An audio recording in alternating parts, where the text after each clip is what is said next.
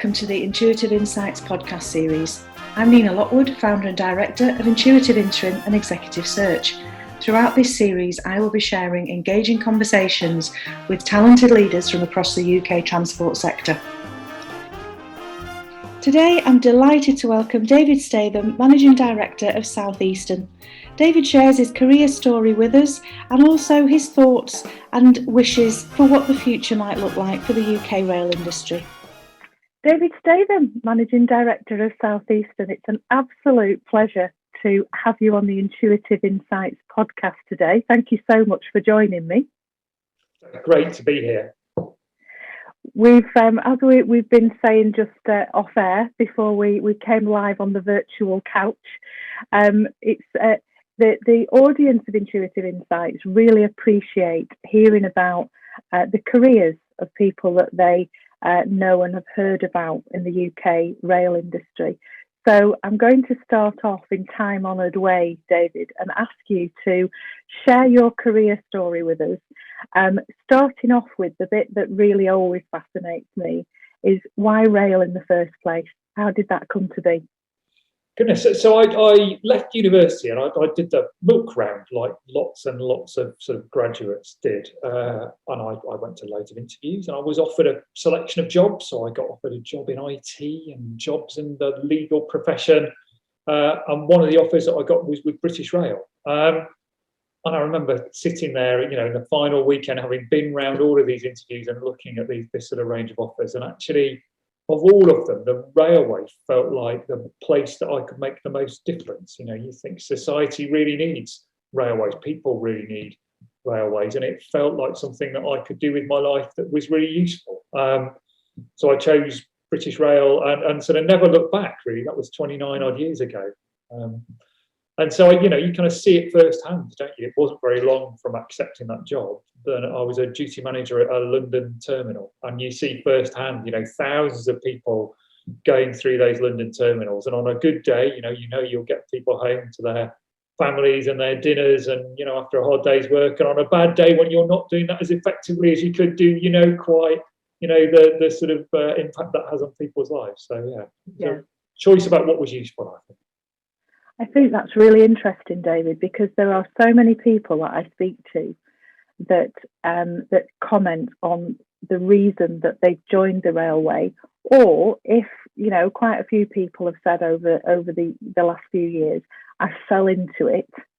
But once you're in it, you don't want to leave. It's one of those industry sectors that really grabs hold of you. But this theme, there is most definitely a theme of being part of something that makes a difference, that is a key part of society, of keeping society moving, whether that's getting people to work or to see loved ones or whatever the reason is. There is a point to what we do when we work on the railway, which is, I think, becoming even more important, actually, to future generations of people who are coming into the workplace. What can I do that's contributing to society? Well, I mean, never more so than now. So I was at London Bridge a few weeks back when we just started. We were right at the height of lockdown 3 and just at the start of the vaccination programme. London Bridge is right next door to St Thomas's, and I'm standing there talking to the guy in the gate line. And we start seeing at 9:30 lots of really quite sort of elderly people coming through. And it was people coming through for their vaccines, the first batch of people coming for their vaccines next to the railway station, having travelled on the railway to get there. And you realise throughout what's been a really difficult year, what we've done has got a point. It's helped people in that particular instance get a life-saving vaccination. So it was, every day you see a different example of why what we do has lots of sort of meaning. Yeah, absolutely. And you will have seen in that 29 years, you will have seen some pretty big changes, I would imagine, certainly from what the railway as it was when you started with British Rail. One of the things, and Diane Crowther and Mark Hopwood have both said this when they've joined me on the podcast, is that going back to British Rail days, it seemed to be that you got a lot more responsibility, a lot younger. Would you agree with that, David? Do you think that was the case? Goodness. So, I mean, I arrived pretty lacking in life experience, let's put it politely, in sort of British Rail. And it was brilliant. It knocked a lot of the rough edges off you, and it gave you life experience that you would never have had. So I arrived to be, thinking I'm going to be management training and I'm going to, be rising up the corporate greasy pole within nanoseconds. And they gave me an orange overall and a big V-shaped broom, and I swept the station for a week. And it was a lovely sort of, brings you down to earth. And then spent, some time cleaning train carriages and, working through all the various different roles. And it was a real sort of down to earth, proper introduction into the way that the operation worked. But pretty quickly after that, I would have been in my early 20s, and I was a duty manager of a London station. I remember it was my second shift. And it was really windy. It was in one of the great storms that we had back in the early 90s. And the roof started coming in. Glass was falling onto the concourse. And the police come running over and go, who's in charge? We've got to shut the station. I'm looking over my shoulder. And all of a sudden you think, no, it's actually me. I'm in charge here. And I shut the station on my second shift because we got sort of glass flying all over the place. And you get that sort of, quite a lot of responsibility quite early. And then you get, quite a lot of variety. So what I found in the first part of my career was not just that, sort of get the rough edges knocked off you and that sort of exposure to life, and not just early responsibility. But there's quite a lot of variety, actually. I was quite lucky in the first few years of my career to work in customer service and operations and human resources. I did project work. We ran a catering operation, so I was involved in catering for a bit. So, that sort of variety in your career is something you don't necessarily associate with the railway. But I must have worked in 5 or 6 different parts of the sort of operation in my first sort of 6 or 7 years. Yeah, this is one of the things which is one of my soapbox topics, David, to be honest, because I think as an industry, we could be so much better at getting that message across that you've just shared with us. That joining the railway doesn't mean that you have to don a set of overalls and get your spanner out. And it's not all about the trains. There are so many different aspects to making this industry work. And I think that there literally is something for everyone, depending on kind of what your skill set and your interest is. When you look back over those various different roles that you've done, what are the highlights? And I guess I'm equally curious to know what are the bits that you would never want to go back and do again. Goodness. In terms of the highlights, it's really hard to pick out, isn't it? In the end, over sort of 29 odd years, an awful lot has happened over those times. The bits I remember are the bits where you think, you've achieved something that's going to be around for a long while. So I remember I spent a lot of my life, sort of about 10 years ago, working on the Thameslink programme and rebuilding stations like Farringdon and London Bridge in the centre of London. I remember going the day we opened the new station at Blackfriars up for the first time, this sort of wonderful glass, glass and steel construction across the river, and the sun was coming up at about sort of 5:30 in the morning, and the first person was coming to buy their ticket, and the first 12-car train was going through, and it had been, a good 3 or 4 years of my life getting to that point.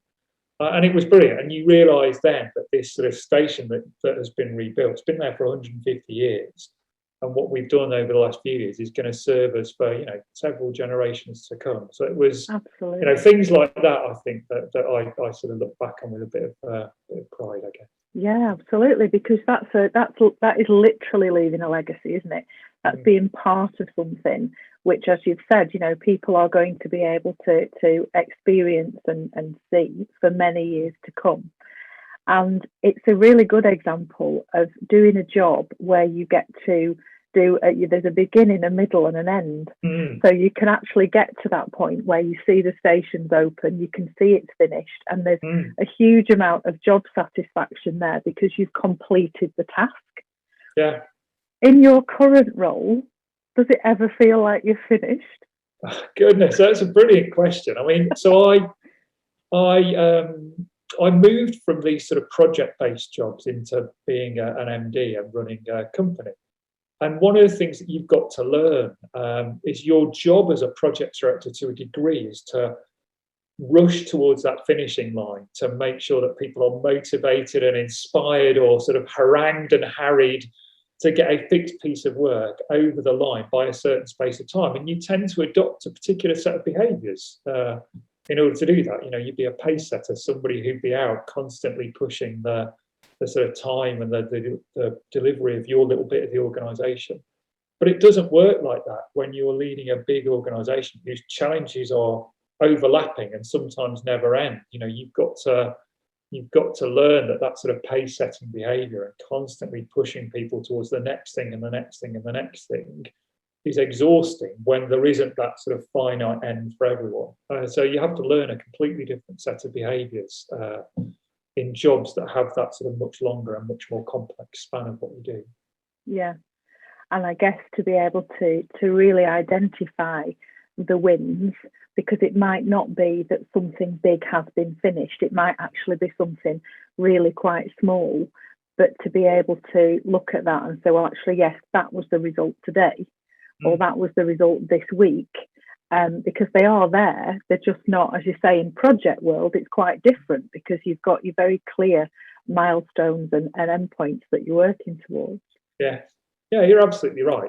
Opening a station, you're literally snipping a ribbon. You run your first train; it's terribly exciting. But when you're, working to improve train service performance, for example, you've got to try and find those milestones and those things for people to celebrate, and celebrate those little wins where you can get them. Yeah. To say that it's been an interesting year is probably the biggest understatement I could possibly make.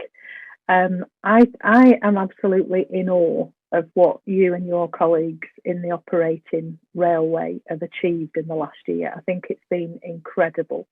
And, thinking back to this time last year when we were in full-on crisis management mode of trying to understand how on earth we do what we need to do, and actually what do we need to do, working it all out, this whole kind of crisis that needed to be dealt with and to be managed. Huge amount of learning that's gone on, and I'm going to come to that a little bit later. What I'm really keen to understand from your perspective, David, is what, as we stand now, and we're on this, what I think is a really exciting cusp of massive change and transformation. We've been through a lot, and it's been accelerated because of the pandemic. But we're now at a point where we are reimagining what the future is going to look like. It has become tradition now on the Intuitive Insights podcast to get my magic wand out and do my fairy godmother bit to say, if there was 3 wishes that I could give you to say, what do you want to happen? What do you want the railway to look like? What should we be thinking about as an industry? What are the 3 most important things to you for us to move forward?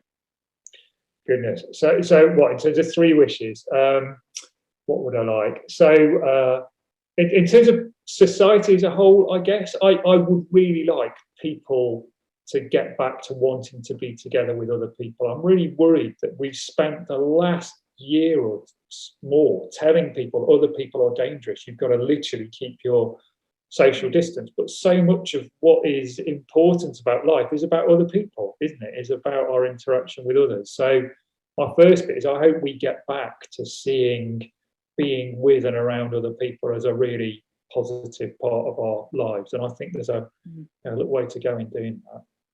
In terms of the railway, we're at this interesting inflection point, aren't we? The world is changing really, really, really quickly. And, we're at this sort of moment of truth where half of my customers have not been on a train for 12 months.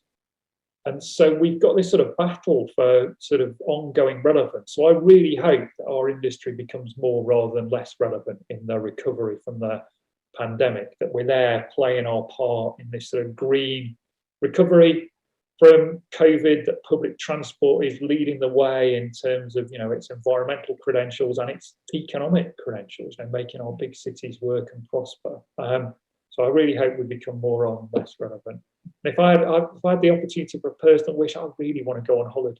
It's been about 6 months since I've been anywhere exciting. I'm a massively avid traveller in my spare time, and I miss that sort of, the thrill of the new, getting off the plane, seeing somewhere you've not been to before, and sort of discovering new places. Yeah, I can definitely relate to all of those. The people wanting to be together thing is an interesting one, isn't it? Because I am quite a huggy person, so I kind of, I suppose in my personal life as well as my professional life, I don't have a big personal bubble, shall we say. So this whole kind of don't touch anybody thing is quite alien. I would also say that I am a reasonably confident person. So, in terms of I'm happy to go in a restaurant on my own or travel on my own and that kind of thing. But I've got my first meeting date scheduled for a trip to London in May. And I'm quite nervous about it, David, to be honest. And I've spoken to a few people about it, trying to pinpoint what am I nervous about. It's not the train journey, because I know that the trains are super clean and safe. I'm not worried about that. I'm certainly not worried about the meeting that I'm going to.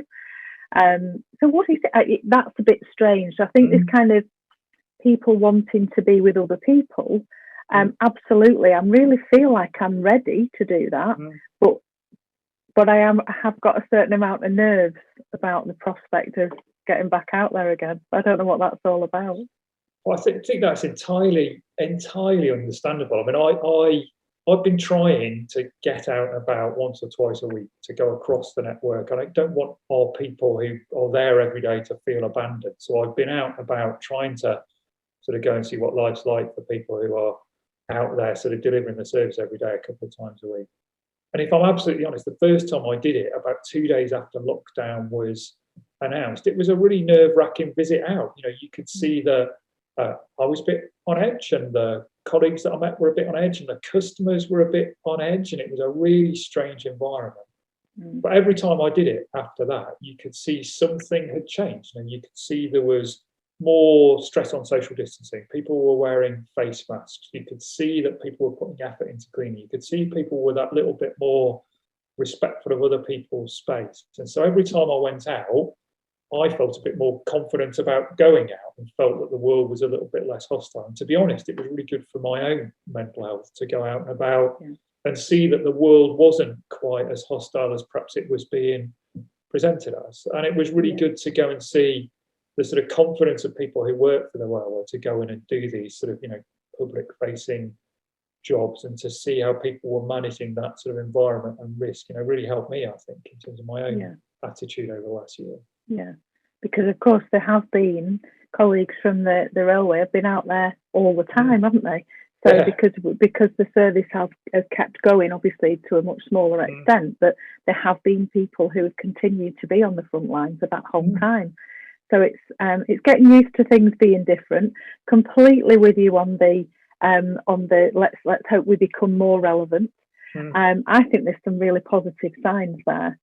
I think that the whole staycation thing that's with us as we kind of head into the summer months. I spoke to somebody earlier today, actually. They're a coach company, a bus and coach company, but their bookings on their coach trips have gone a massive peak.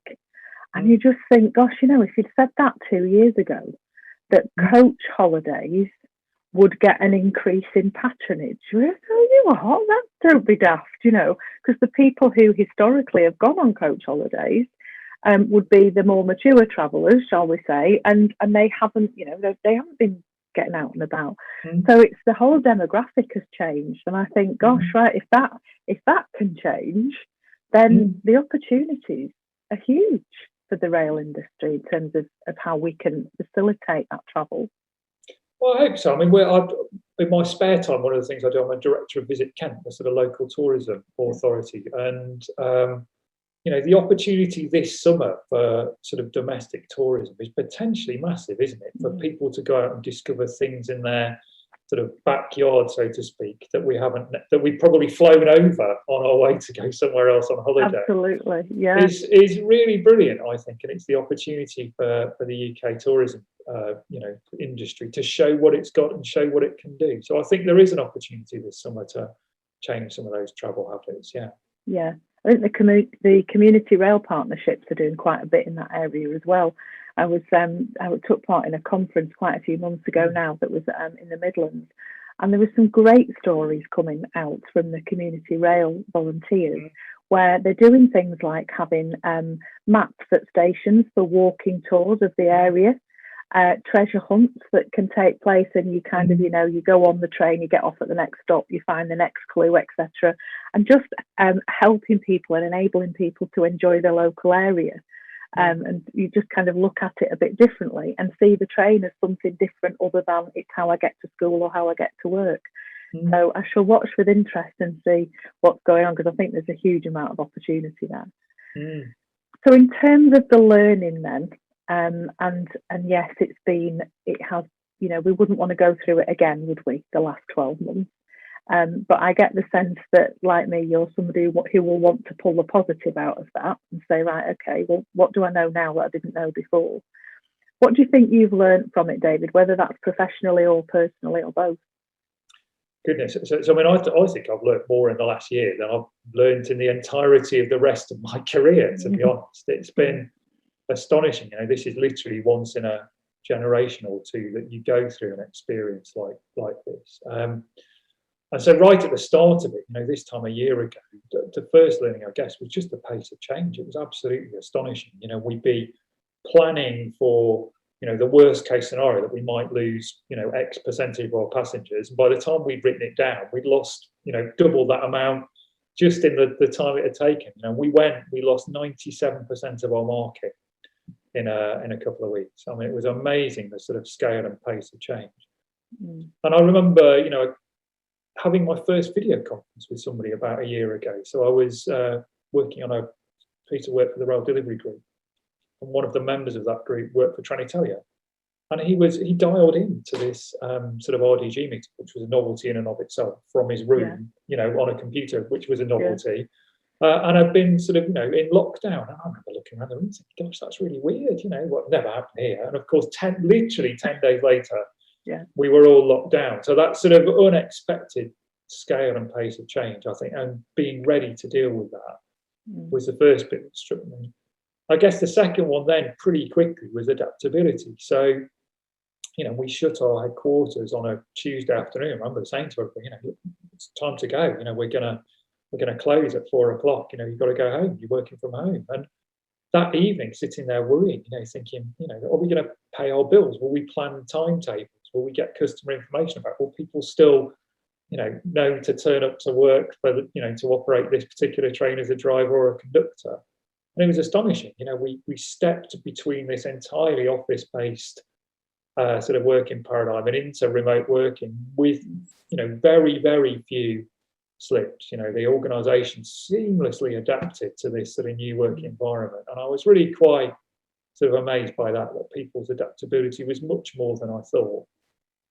But the third thing that I learned, I guess, as it sort of evolved, is about collaboration. So I've seen more collaboration over the last year than I've seen at all, in the rest of my career. There's a huge amount of work that we now do across the operators that we never did before. We're working closely with TfL than we have done before. Lots and lots of collaboration with Network Rail, because we've, the answers to some of these bigger national questions can only be done by working together at a national level. And so to a degree, we've had to find ways to work together that we've not done before. And I think that's been really positive, and it's a thing we shouldn't lose.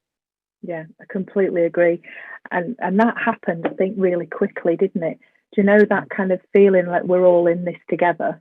And actually, yes, there may have been the way that we worked previously may have been, well, actually, no, you're from a different owning group. We're not going to talk to you because there may be commercially sensitive information, or we're not going to share that, or blah, blah, blah. But it all seemed to happen quite quickly, that the train operating companies, as you say, TfL, Network Rail, and I have also been told on more than one occasion that the collaboration with the unions was a lot more effective than it ever has been. I'm hoping that some of that will kind of stick. But, collaboration across the industry, I think, you're absolutely right, David. There's been so many people saying that it's vastly improved to what it was before. Yeah, and you know, a crisis. Go on, sorry, but a crisis does bring out the best in people. But you've got to hope we can carry on this level of collaboration when the crisis is past. You know, that we've learned some behaviours that we'll carry on with. Yeah, it's certainly, I think the word collaboration has become part of our vocabulary, which perhaps it wasn't before. And quite often when I'm in conversations about how we will work moving forward, so flexible working or remote working, what's that going to look like in the industry as we move into the future? Mm. And so many people, I think it was actually the RDG that first coined the phrase with me, was that the office now becomes a place for collaboration and not for normal work, if you like. So if we need to have a meeting where we want people physically in the same room, because that gives us the energy to be more creative, more innovative, to get projects kicked off, etc., then the collaboration space is going to be important. But yes, if you're working on a report or you're doing a series of Teams meetings, whatever, there's no reason why you shouldn't be at home for that. And there's obviously roles where you need to be in the office for, but I think by and large people are kind of moving towards this, you've said earlier, this need to be with other people. And I think 12 months ago there was some doubt about that, kind of, we're all working from home now, and that's how it's always going to be. And I was a bit dubious at the start, because we're all social creatures at the end of the day, aren't we? Even the introverts are social creatures to an extent. So it'll be interesting to see that and how that pans out. But I think the word collaboration is certainly a really positive one that's come out of all of this. Yeah, I mean, it was just making me think about what I sort of miss about the sort of world before COVID and the world last February. And I guess the other bit, as well as that ability to work with people and collaborate, you also miss the sort of vibrancy of city centres, I guess, as much as anything else. I remember moving to London when I got my first job in London, and how exciting it was, and how vibrant it was. Now there was these massive opportunities to go out and go to the theatre and go to see music and go and eat any sort of cuisine you like. And I guess that was what sort of drew me to stay here in London for 25 odd years. And all of that as well, you think, we really need to get back to celebrating why it is we choose to live in these big conurbations, because our cities are brilliant. They're brilliant places that we have chosen to make, and we should sort of support and regrow and cherish, I think. Yeah, completely agree. For me, it's an energy thing. It's a kind of, being with other people, being in the city. And I, as I say earlier, I've got my first meeting in May back in London, and that's over a year. I think it was last February last time I visited the city. But and Manchester's the same for me. Glasgow's the same. It's that fantastic energy that you get from being in a city, and as you say, the vibrancy of it. So I'm really confident that people will want to go back. I just think it may just take a period of time before we get there. Yeah. And I think we have to understand, as operators, we have to understand that every loosening of restrictions, there are more people going to be potentially coming back to use our services, and lots of them are going to be understandably very nervous, having been, given all of the, sort of difficult public health messaging and asked to stay indoors for the protection of their own health and stay away from other people. You can see why people will be nervous, but in the end, we've got to get people to overcome those nerves and come and start playing a role in society and the regeneration of our cities and our economy again. Yeah, and the video that you guys did at Southeastern for the school children to before they went back on the 8th of March, I thought it was a brilliant idea, because I've heard of it, organisations doing it for their staff when they were going back to the offices last year. But I think this whole idea of kind of walking the school children almost through the station, but doing that via video, was a brilliant idea. Thank you. I mean, what we've done, we've mapped out every stage of the roadmap and had to think about which customers are coming back. And we've done a lot of market research, knowing what people are sort of nervous or unsure about. So obviously the first stage in the roadmap was school children coming back. So we did a video with a local schoolboy to just sort of set out what it was going to be like coming back on the railways after a while, and that was really good. We're doing the next one in the series, so now the restrictions allow you to go and visit friends and relatives. So the next video is going to be focused on people returning to the railway to go and visit friends and relatives they haven't seen for a while. Then we'll do something, I think, probably for shopping and the sort of reopening of non-essential retail, and then the opening of indoor hospitality, and then the return of commuters. So all the way through, there are different groups of people we're going to need to talk to and give them the confidence to sort of come back to public transport. Because in the end, public transport doesn't work without the public, does it? We've got to give people the confidence to come back. Yeah, the trust and the confidence. And I think that doing the videos and helping them to kind of actually see, well, that's what it's going to be like, and knowing what to expect is absolutely key to that. Brilliant. I love it. Yeah. So lots of learning, lots of stuff that we'll take forward into whatever the new normal becomes. And what I'm going to ask you to leave us with, David, now as the final bit of our conversation. So many people that I have the privilege to talk to have got people in their world who have been good role models for them, that have taught them in terms of leadership skills. You know, when you've worked for somebody that's got really excellent leadership skills, equally, if you've worked for somebody who hasn't, then that is also a really big learning opportunity. I know that many of my guests have left us with a quote, but I know that you've got a story that you want to share with us. So can I, for the last section of the podcast, ask you to kind of share a couple of ideas with us in terms of that role model and leadership piece, you know, who kind of what inspires you in that space. And then I'm really looking forward to hearing your story. Well, I think you have to find bits of inspiration for different sort of challenges that you face in a job. So I go around and I sort of mentally collect things, I guess, in terms of things that inspire or motivate me. And I sort of keep them in the back of a mental Rolodex in case I'm having a difficult day or facing a bit of a challenge. And sort of, I guess, you know, some of the things that I've picked up recently, I'm a bit of a space geek. So my dad gave me a scrapbook when I was about 1 or 2, I think, of the Apollo program. And that really got me into all the people who made the space program work, whether that's the people in mission control or the astronauts or some of the hidden figures behind who did all the complicated maths. But then you meet real people in real life, you know, through your work. You're also massively inspirational. So, you know, people who see a problem on the TV, for example, and decide they're going to do something about it. So there's a brilliant guy called Darren O'Brien, Southeastern, who saw, some awful instances on the TV of domestic abuse and decided to roll up his sleeves and set up the Rail to Refuge program. And so, you know, on occasion you meet people who see a problem and then decide they're going to actually do something about it. But the story I sort of wanted to end with really was, one that I think back on when I'm having a difficult day. And it was a member of staff from Southeastern I met a couple of years ago who'd been through a really difficult and long sort of recovery from a serious illness. And he told me this great story. So he was recovering from this illness. It was really hard. And on the back of his door in his room where he was convalescing, he hung his uniform.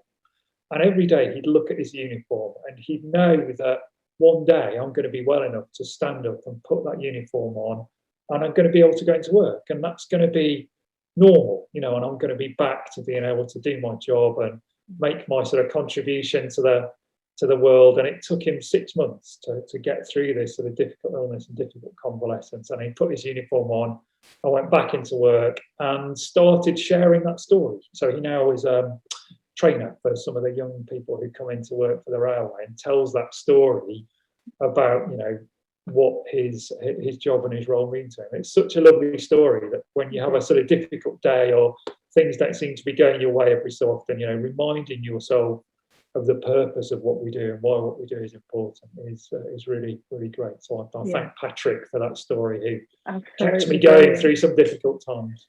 Yeah, fantastic. I think that the whole power of visualization is absolutely immense.